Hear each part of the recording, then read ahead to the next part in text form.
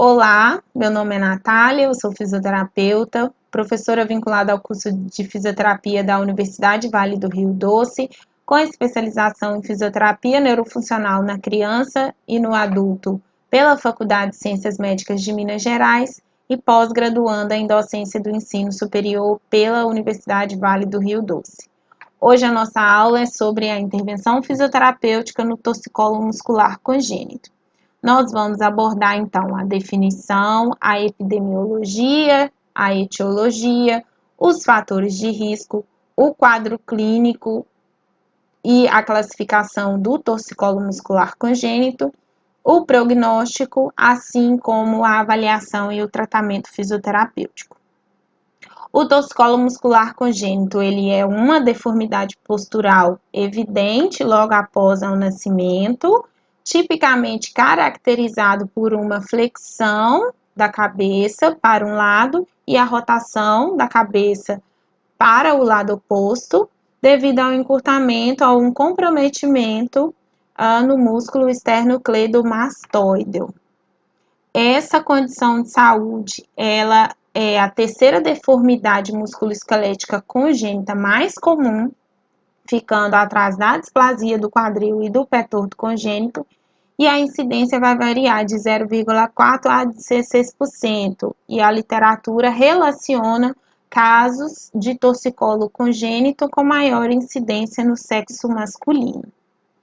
As causas acredita-se que são multifatoriais. Nós temos na literatura algumas teorias que englobam a limitação da mobilidade dentro do útero, que vai levar ao mau posicionamento da criança intraútero, que pode causar, então, uma contratura na região do esternocleidomastoide, ou um trauma ao nascimento, que vai levar a uma isquemia dessa musculatura e, posteriormente, uma cicatrização muscular fibrótica.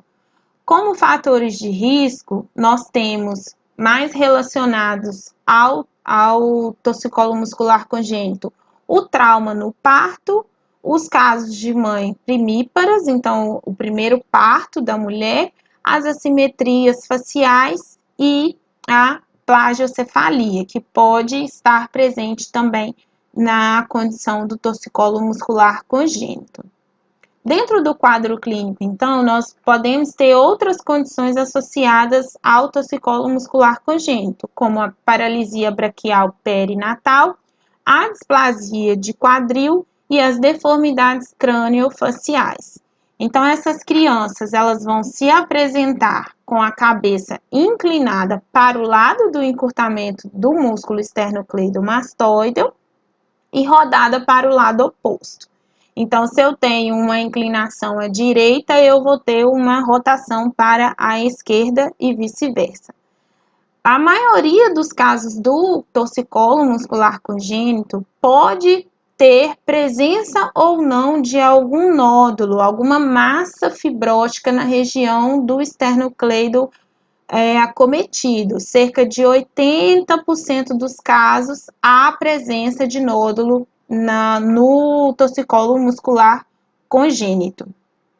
O torcicolo muscular congênito, ele pode ser classificado em 3 tipos ou em relação à sua gravidade. Então, nós vamos ter o torcicolo muscular congênito, onde essas crianças vão se apresentar com presença de nódulo no esternocleidomastoide e limitação da amplitude de movimento ativa e passiva. Nós vamos ter também o segundo tipo, onde essas crianças elas não vão ter a presença do nódulo, mas vão ter o comprometimento na amplitude de movimento, tanto passiva como ativa. E o terceiro, ele já é considerado um torcicolo postural, onde a criança ela vai manter a inclinação da cabeça, mas ela não vai ter a presença de nódulo e ela também não tem restrições da amplitude de movimento. Então, são apenas preferências posturais. Em relação, então, à gravidade do torcicolo, nós podemos classificar em 7 níveis, onde no nível 1, essa gravidade ela é considerada moderada e a detecção ela é considerada precoce. Então, essas crianças vão se apresentar na faixa etária de 0 a 6 meses de idade, com apenas preferências posturais ou com um encurtamento menor do que 15 graus de rotação cervical. No nível 2, essa gravidade ela é considerada moderada e a detecção também se permanece precoce. A faixa etária se mantém de 0 a 6 meses, mas essas crianças elas vão se apresentar agora com um encurtamento entre 15 a 30 graus de rotação cervical. O nível 3, a gravidade já é considerada grave e a detecção ela vai se permanecer precoce, porque vai ser realizada nessa faixa etária de 0 a 6 meses. Porém, essas crianças vão se apresentar com um grau maior do que 30 graus de rotação cervical de encurtamento ou presença de massa de nódulo no músculo esternocleidomastoide. O nível 4 e o nível 5, eles são considerados gravidade moderada com a detecção tardia. O que modifica do nível 4 para o nível 5 é a idade dessas crianças. Então, no nível 4, essas crianças vão ter de 7 a 9 meses e no nível 5, elas vão ter de 10 a 12 meses. E em ambos os níveis, essas crianças vão apresentar as preferências posturais ou o encurtamento muscular menor do que 15 graus de rotação cervical. No nível 6, a gravidade já é considerada grave e a detecção ela é considerada tardia. Então, essas crianças vão estar na faixa etária de 7 a 12 meses de idade e vão apresentar um encurtamento maior do que 30 graus de rotação cervical. E o nível 7, a gravidade já é considerada extrema e a detecção é considerada tardia. Essas crianças vão estar na faixa etária de 10 a 12 meses de idade, se apresentando com massa no esternocleidomastoide ou com a idade superior a 12 meses de idade, com um encurtamento muscular maior do que 30 graus de rotação cervical. O diagnóstico do torcicolo muscular congênito, ele pode ser realizado logo após o nascimento, no acompanhamento mensal com o pediatra, onde o pediatra vai identificar essas alterações posicionais e encaminhar para avaliação médica ou avaliação fisioterapêutica. O próprio fisioterapeuta ele pode fazer esse diagnóstico do torcicolo muscular congênito. É necessário o diagnóstico diferencial, porque algumas as assimetrias cranianas podem estar relacionadas a outras condições de saúde. Podemos, então, também solicitar o exame complementar, sendo o mais utilizado a ultrassonografia, principalmente nos casos onde há presença de nódulo no esternocleidomastoide.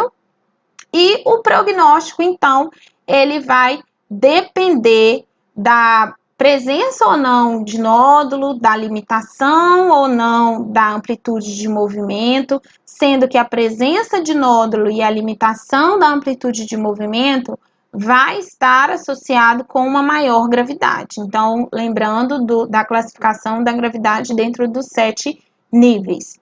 A idade do diagnóstico também, então, se essa criança for mais nova, ser diagnosticada, precocemente, iniciar o tratamento precocemente, o prognóstico ele é melhor do que aqueles tratamentos iniciados tardiamente, mas de uma maneira geral, a literatura mostra que o torcicolo muscular congênito postural, ele tem um tempo de tratamento menor do que em comparação com o torcicolo muscular congênito com presença de nódulos ou com limitação da amplitude de movimento, que vai levar aí um pouco mais de tempo para essa criança receber alta.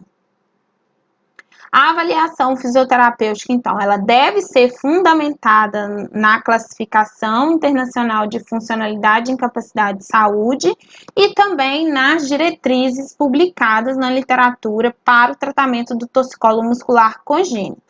Então, a anamnese, nós vamos fazer a coleta dos dados pessoais, então, nascimento, sexo, idade, a história do parto, a queixa principal dessa família, a idade, a saúde geral dessa criança. Dentro da história gestacional, nós vamos questionar um pouco mais dessa gestação, se teve algum tipo de intercorrência, como, né, que estava a posição da criança nos últimos ultrassons. Nós vamos questionar também as preferências posturais que essa criança adota no dia a dia. Dentro da história familiar, nós vamos questionar se há algum caso de condições congênitas na família, como vimos, né, a displasia e o pé torto congênito, as assimetrias podem estar associadas ao torcicolo muscular congênito. E também realizar o questionamento com essa família sobre as aquisições dos marcos motores dessa criança, principalmente naquelas crianças que vão iniciar o tratamento, né, tardiamente, realizar o exame físico e o exame observacional e também questionar sobre os fatores contextuais, né? O temperamento dessa criança, se essa criança já utilizou algum recurso auxiliar como órtese, órteses, né? Que muitas vezes podem sim ser utilizadas, principalmente se a criança tem uma assimetria craniana, e também o engajamento dos pais frente ao tratamento dessa criança. A avaliação do desenvolvimento motor, ela deve ser realizada através do uso das escalas validadas e padronizadas para essa avaliação. Então, nós podemos utilizar o teste de desempenho motor infantil até os 4 meses de idade e a escala motor infantil de Alberta, que pode ser utilizada do nascimento aos 18 meses. Se você tem alguma dúvida de como utilizar essas escalas, a professora Paula Chagas já ministrou uma aula aqui no canal da Fisiovital no YouTube sobre essas escalas utilizadas para avaliação fisioterapêutica. Além da avaliação do desenvolvimento motor, nós vamos analisar e observar a postura dessa criança. Então, nós vamos observar a postura que essa criança adota e como que é a tolerância dessa criança em determinadas posturas. Então, em supino, nós vamos identificar o lado do torcicolo, sendo que esse lado ele corresponde ao lado do músculo esternocleidomastoide acometido. Nós vamos também analisar se há ou não presença de assimetrias na região da face do crânio, estimular a movimentação ativa dessa criança, tanto da região cervical como dos membros, para verificar se há ou não alguma assimetria no uso desses membros, se a criança utiliza mais alcança, né, e busca mais com um membro superior do que o outro. Dentro da postura de prono, nós vamos identificar as assimetrias de crânio, verificar se há a presença das escolioses, verificar a tolerância dessa criança dentro da postura de prono e também analisar as assimetrias relacionadas ao uso dos membros e também a amplitude de movimento ativa. Então, nós podemos utilizar brinquedos para poder estimular essa criança, para ela seguir o movimento com a cabeça, brinquedos coloridos, brinquedos sonoros, são recursos que nós podemos utilizar para poder, né, estimular a criança a fazer o movimento que nós queremos observar. Dentro da postura sentada, então, ou em posturas mais verticais, nós vamos registrar essas posturas preferenciais dessas crianças, verificar se há alguma postura assimétrica, compensação dos ombros, da região do quadril, da região do tronco, como que é a movimentação ativa dessa criança dentro dessa postura vertical. Nós também podemos utilizar o registro através das fotos, claro, com a autorização dos responsáveis. E dentro da postura sentada, nós vamos também analisar as pregas cutâneas que ficam visíveis na região posterior do pescoço. E assim nós vamos conseguir definir a preferência postural dessa criança. Além dessa avaliação da postura, né, das posturas que essa criança adota, nós vamos também fazer a análise da amplitude de movimentação passiva. O ideal é que esse teste ele seja realizado com um goniômetro grande e é importante que você, se necessário, solicite aí o auxílio, né, do cuidador, do pai, da pessoa que está presente no momento da avaliação, para manter a estabilização dessa criança, para evitar as compensações na hora da mensuração da amplitude de movimentação passiva. Então, nós vamos colocar essa cabecinha dessa criança centralizada, então, os olhos e o queixo, nariz para frente e depois realizar a inclinação lateral e também a rotação cervical. Já a amplitude de movimentação ativa, ela vai ser testada, então, em todos os planos. Então, no plano frontal, no plano sagital e no plano transverso. E nós, novamente, podemos, né, deixar essa criança mais livre no local da avaliação, estimular com um brinquedo para que essa criança realize o movimento solicitado. Além da avaliação da amplitude de movimento passiva e ativa, nós também devemos avaliar a função muscular. Então, nós vamos utilizar a escala de função muscular para avaliar a força muscular dos flexores laterais da região cervical. Então, nós vamos posicionar essa criança horizontalmente na frente de um espelho e o fisioterapeuta ele vai observar o posicionamento da cabeça dessa criança e utilizando a reação de endireitamento cervical. Então, no nível 0, a cabeça dessa criança ela vai ficar abaixo dessa linha horizontal. No nível 2, no nível 1, a cabeça ela fica em cima da linha horizontal. No nível 2, a cabeça ela vai ficar levemente acima da linha horizontal. No nível 3, a cabeça da criança ela fica acima dessa linha horizontal. E no nível 4, a cabeça ela fica muito acima dessa linha horizontal. Também devemos registrar na avaliação a presença de assimetrias cranianas, faciais e mandibulares. A literatura mostra que 67% dos casos a 90% dos casos de torcicolo muscular congênito estão associados com a plagiocefalia, que é o achatamento da região occipital da cabeça do bebê. Então, essa plagiocefalia, ela pode ser classificada em leve, moderada e grave, sendo o nível leve, essa criança vai apresentar apenas um achatamento da região occipital. No nível moderado, essa criança, ela já apresenta uma anteriorização da orelha, mais o achatamento na região occipital e uma protuberância na região frontal da cabeça. E na classificação considerada como severa, essa criança ela já vai apresentar os achados na forma leve e na forma moderada, bem como também um crescimento na região temporal aqui do crânio, do mesmo lado do achatamento e da anteriorização da orelha. A avaliação fisioterapêutica, então, ela deve ser fundamentada com base na Classificação Internacional de Funcionalidade e Incapacidade de Saúde, que é a CIF, e também nas diretrizes publicadas para o tratamento do torcicolo muscular congênito.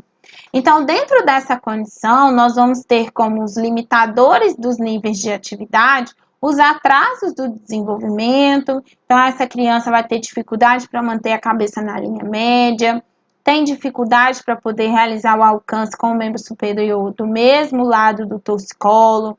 É uma criança que pode ter dificuldade para poder ganhar, né, a habilidade de rolar e assim por diante nas outras aquisições dos marcos motores.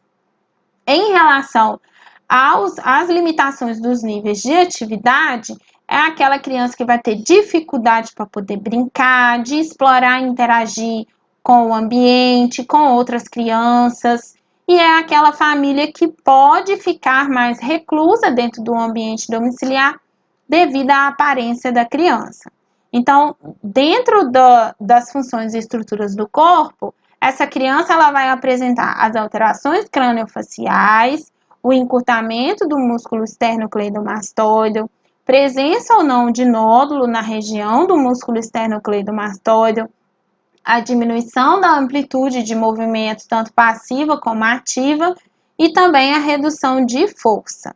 Nos fatores ambientais, nós podemos incluir o engajamento dessa família, então o suporte familiar, o transporte utilizado para chegar no local de tratamento, o nível socioeconômico dessa família, porque muitas vezes essa criança ela vai necessitar do uso de alguma órtese, principalmente quando as assimetrias e as alterações craniofaciais elas estão presentes. Os fatores pessoais vão incluir, então, o gênero, a idade, a educação e também as características da criança, né? Se é uma criança ativa, se é uma criança que tem participação no tratamento, ativa no tratamento, enfim. Após a avaliação fisioterapêutica, nós podemos encaminhar essa criança para avaliação médica caso nós tenhamos algumas suspeitas, como, por exemplo, a displasia de quadril. A literatura traz de dados cerca de 2,5% a 17% dos casos, principalmente em crianças menores do que 3 meses, estão associados à displasia de quadril com o torcicolo muscular congênito. Quando essa criança também ela apresentar as assimetrias na região do crânio e da face, isso inclui a plagiocefalia e a braquicefalia. Quando essa criança também ela se apresentar de formas atípicas, como por exemplo uma inclinação e a rotação para o mesmo lado, ou quando há alteração de tônus, ou quando o tratamento já é de início tardio, então essa criança ela se apresenta, né, inicia o tratamento após 6 meses de idade, ou quando essa criança tem as alterações visuais ou suspeitas de alterações visuais, ou torcicolo de início agudo. Também podemos encaminhar aquelas crianças maiores de 12 meses que apresentam assimetria facial e ou diferença de 10 a 15 graus de movimentos de rotação e inclinação lateral da região cervical, ou crianças na faixa etária de 7 meses ou maiores que 7 meses que se apresentam com nódulo no esternocleidomastoideo, ou aquelas crianças que têm a mudança do lado do torcicolo ou aumentam o tamanho e mudam a localização desse nódulo. Então, essas são algumas situações onde que nós podemos fazer o encaminhamento para avaliação médica. A intervenção fisioterapêutica, então, os objetivos serão aumentar a amplitude de movimento da região cervical, manter a cabeça dessa criança na linha mediana, adquirir os marcos motores previstos, né, para a idade, caso essa criança tenha o comprometimento do desenvolvimento motor, adequar o ambiente e capacitar a família.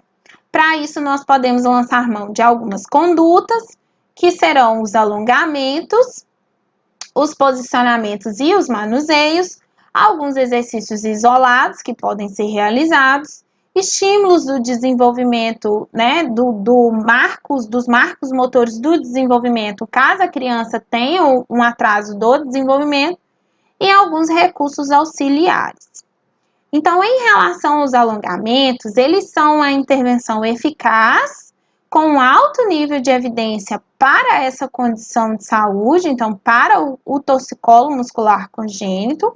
Ele não deve ser doloroso, ele não deve ser desconfortável para a criança, e ele deve ser interrompido, então, se a criança sentir dor ou algum desconforto. Recomenda-se que esse alongamento ele seja de baixa intensidade, então mantido cerca de 30 segundos, com 5 a 10 repetições, e é necessário, muitas vezes, isso vai depender do tamanho e idade da criança, estabilizar para evitar os movimentos compensatórios. Nas crianças mais novinhas, né, nós conseguimos realizar esses alongamentos apenas com uma pessoa, mas nós também podemos solicitar a estabilização, que os pais segurem a criança, estabilizem essa criança para que nós possamos realizar o alongamento com maior efetividade. Então, aqui na imagem, estou mostrando, né, só a estabilização realizada por uma pessoa e o alongamento também. Então, uma pessoa apenas realizando esse alongamento dos inclinadores cervicais. Aqui uma pessoa também, a mesma pessoa estabiliza e realiza o alongamento dos rotadores cervicais, lembrando que o apoio ele tem que ser na região temporal e não na região mandibular. Aqui também uma única pessoa realizando o alongamento, utilizando então o posicionamento, pode ser na maca, pode ser no tatame, pode ser, né, orientado, esse alongamento é muito orientado para realizar em casa, assim também como esse, que é posicionar a criança no colo e utilizar da gravidade para favorecer o alongamento do músculo esternocleido. Nessas duas situações aqui, nós podemos então solicitar que o pai ou a mãe ou o cuidador, aquela pessoa que está ali presente durante o atendimento, estabilize a criança para que o terapeuta, o fisioterapeuta consiga realizar os movimentos e os alongamentos na região cervical. Além dos alongamentos, nós também devemos estimular os marcos do desenvolvimento de acordo, né, com os achados da avaliação da criança. Essa estimulação, ela deve ser feita enfatizando, então, a linha mediana e a simetria corporal dessa criança. Então, nós vamos estimular a movimentação dessa cabeça em diversas posturas, então, prono, supino, sentado, de gatas e em pé.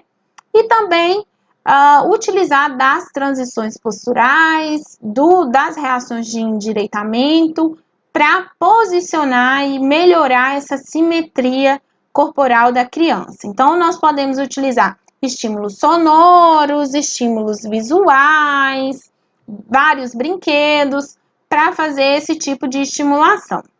Aqui eu trouxe alguns exemplos para vocês que podem também ser passados para os pais como uma forma de orientar e capacitar os pais para que esse tratamento ele seja feito também, né, dentro do domicílio.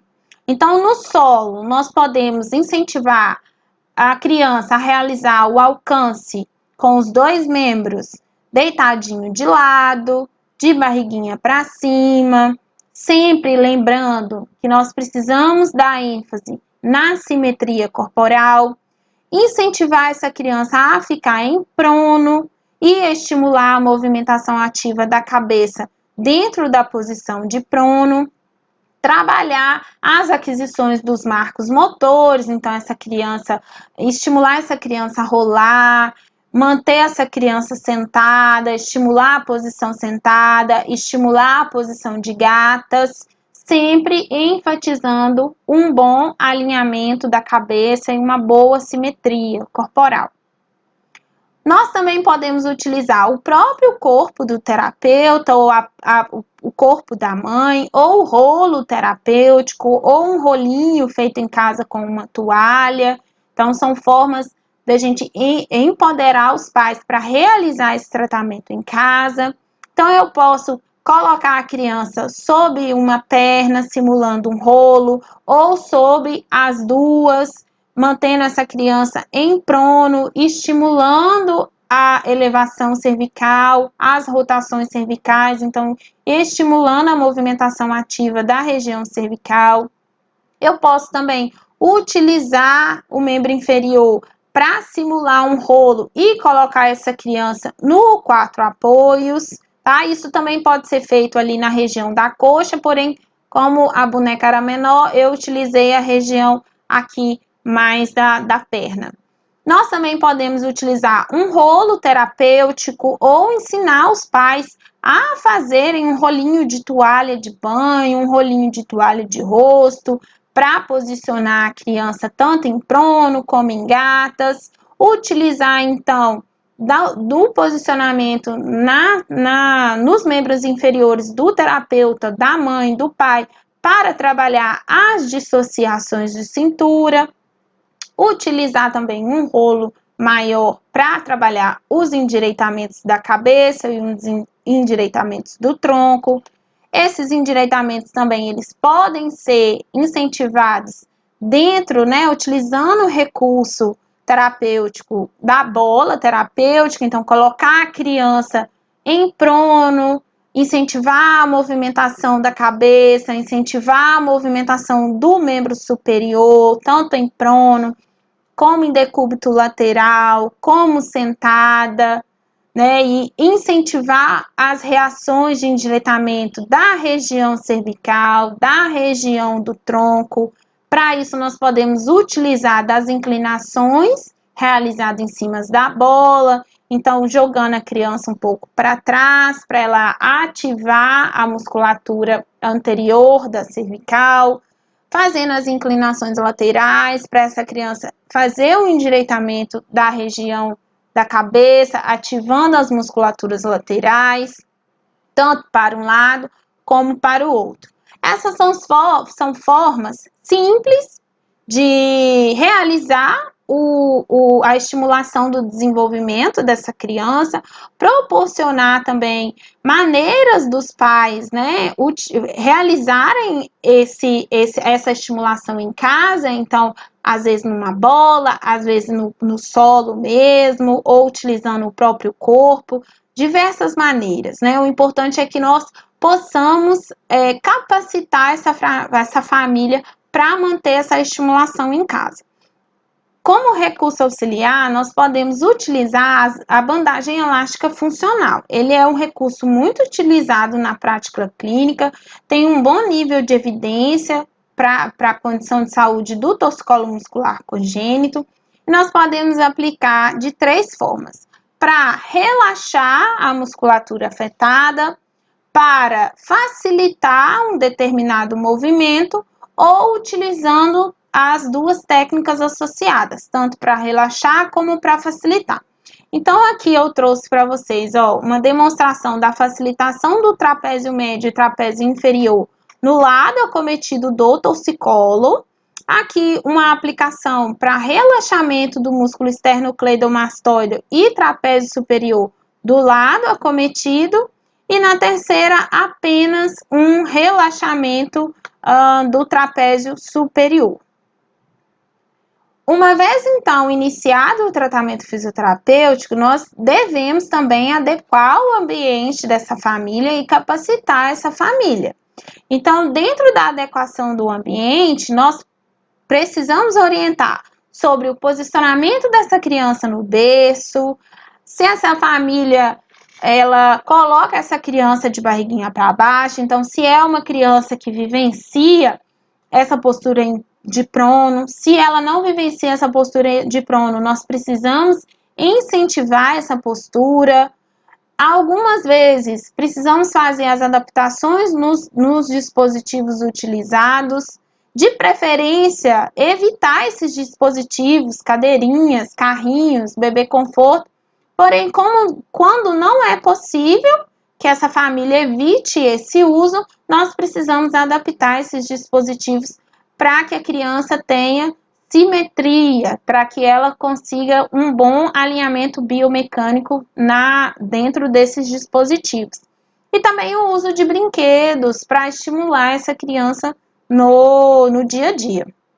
Para capacitar, então, a família, nós vamos orientar em relação à amamentação, em relação à alimentação, qual é a posição que essa mãe amamenta e alimenta essa criança, a postura correta da cabeça, então sempre deixar claro para os pais a importância da simetria, do bom alinhamento da cabeça e dos membros, o estímulo da linha mediana, que deve ser realizada dentro de casa, os manuseios diários com a criança, para tanto estimular a melhora do torcicolo muscular congênito, quanto também alcançar os marcos do desenvolvimento, onde aquelas crianças elas têm o atraso do desenvolvimento. E quando a intervenção fisioterapêutica ela não é suficiente, muitas vezes essas crianças são encaminhadas para o tratamento cirúrgico ou para a aplicação de toxina botulínica. Mas a gente sabe que a literatura também tem uma evidência muito boa sobre a intervenção precoce dentro do torcicolo muscular congênito. Então, se essa criança ela inicia o tratamento precocemente, ela não necessita do tratamento cirúrgico. O tratamento cirúrgico ele está mais envolvido, mais indicado para os tratamentos tardios, né? Tudo isso tem que ser analisado. Por isso, muitas vezes, o encaminhamento para avaliação médica, ele é muito importante. E a alta, então, fisioterapêutica, ela vai acontecer quando essa criança estiver com a amplitude de movimento completa, tanto ativa como passiva, quando esses padrões de movimentos, eles forem realizados com simetria, então aquela criança que fica em prono com simetria, fica em supino com simetria, sentado, gatas, enfim, engatinha com simetria, fica em pé com simetria. Quando, então, o desenvolvimento motor estiver adequado para a idade da criança, naqueles casos onde a criança tem um atraso do desenvolvimento motor, quando a cabeça estiver na linha mediana e também no momento da alta, nós devemos incentivar e orientar os pais e os cuidadores a observar essa criança no decorrer do crescimento, sendo que as diretrizes recomendam uma reavaliação após a alta, depois de 3 a 12 semanas, ou quando essa criança iniciar a marcha, caso a alta tenha acontecido antes desse marco do desenvolvimento. Eu agradeço e até a próxima aula.